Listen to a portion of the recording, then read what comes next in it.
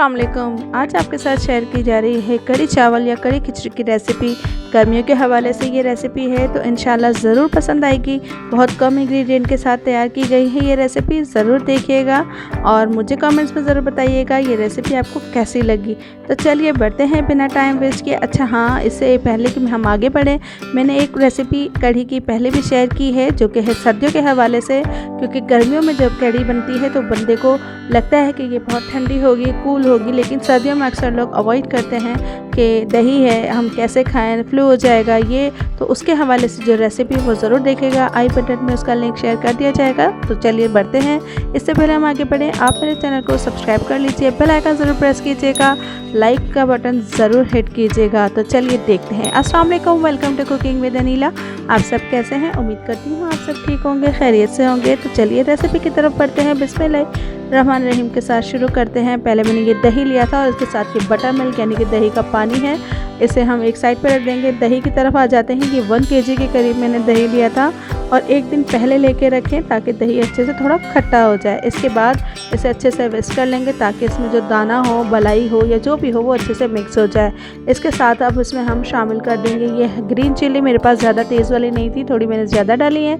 इसके साथ ही हम इसमें डाल देंगे 2 टेबलस्पून के करीब भर के जिंजर गार्लिक पेस्ट। इन दोनों चीज़ों को अच्छे से मिक्स कर लेंगे, विस्क करेंगे, अच्छी तरह से विस्क करना है। और साथ साथ ये ग्राम फ्लावर रखा था मेरे पास, ये मैंने 2 बार साइव कर लिया था, यानी कि इसे अच्छे से छान लिया था। छानने के बाद इसमें शामिल करिएगा क्योंकि इससे कढ़ी बहुत एयरी और फ्लफ़ी बनती है।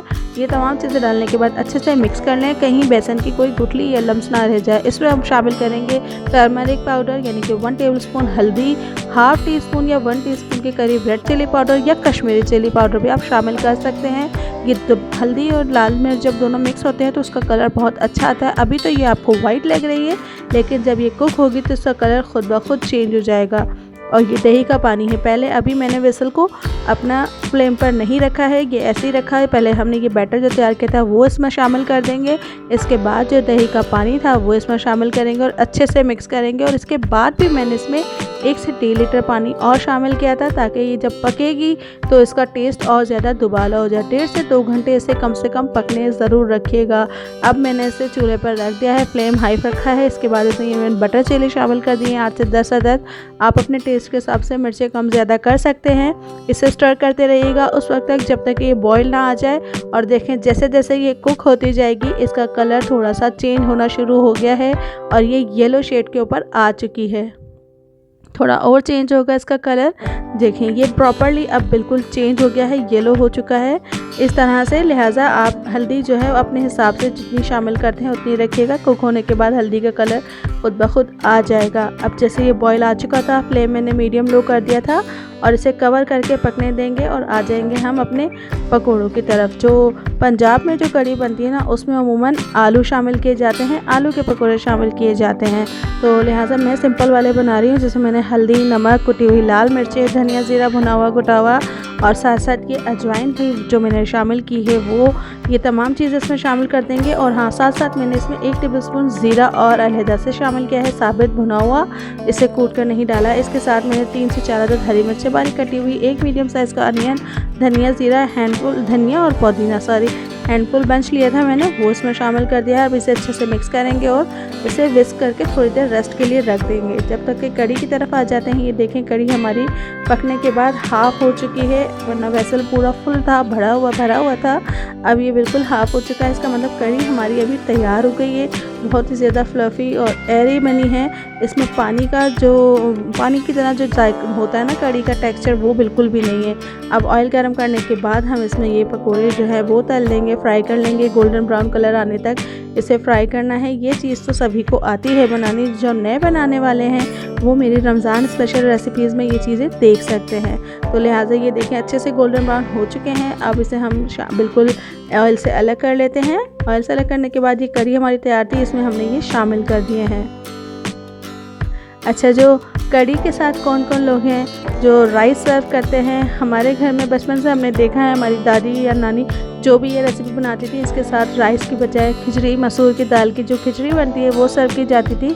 अच्छा, ये बघार का जो मैंने तड़के का सामान था वो रखा हुआ था जिसमें ये राई है 1/4 टीस्पून, वो मैंने इसमें शामिल कर दिया 1/2 कप ऑयल के अंदर। और ये है एक मीडियम साइज़ का अनियन, 5 से 6 अदद गोल साबित मिर्चें और 15 से 20 लहसुन की बारीक कलियां कटी हुई और 1 टेबलस्पून के करीब ये ज़ीरा था और 5 से 6 अदद स्टिक्स थी मेरे पास करी पत्ता, वो मैंने इसमें शामिल कर दिया है। अब इसे उस वक्त तक कुक करेंगे जब तक इसमें गोल्डन इस तरह से कलर ना आ जाए। जैसे इसमें ये गोल्डन कलर आएगा, इसे अब हम अपनी तैयार शुदा करी जो थी उसमें शामिल कर देंगे। देखें ये इसमें शामिल किया है, उसे फ़ौरन कवर कर देंगे ताकि जो इसके अंदर जो खुशबू है कड़ी पत्ते की, लहसुन की, प्याज की, वो इसमें रह जाए। अब ये तमाम चीज़ें इस तरह से इसे क्लियर कर देंगे। किस किस को कड़ी एक दिन पुरानी बहुत ज़्यादा मज़े की लगती है, लेकिन मुझे तो कड़ी एक दिन पुरानी बहुत ज़्यादा मज़े की लगती है और ख़ास तौर पर सुबह नाश्ते में पराठे के साथ।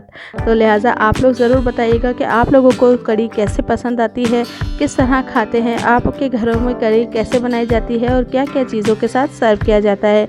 इसके साथ हम भरी हुई हरी मिर्चें जो बेसन के साथ तली जाती है उसके साथ भी सर्व करते हैं और इसके साथ थोड़ी सी ये इस तरह से जो कटी हुई प्याज होती है वैसे उसके साथ भी सर्व की जाती है। और जब ये कड़ी बच जाती है तो इसके साथ हम नूडल्स बना के भी सर्व करते हैं। तो आप लोग ज़रूर बताइएगा कि आप लोगों के घर में कड़ी कैसे बनाई जाती है, किस चीज़ के साथ सर्व की जाती है और किस किस को बहुत ज़्यादा पसंद है। तो चलिए दुआ में याद रखिएगा। इजाज़त दीजिए। Cooking with Anila. अल्लाह हाफिज़। Everyone share the video and please subscribe to channel. Bye bye.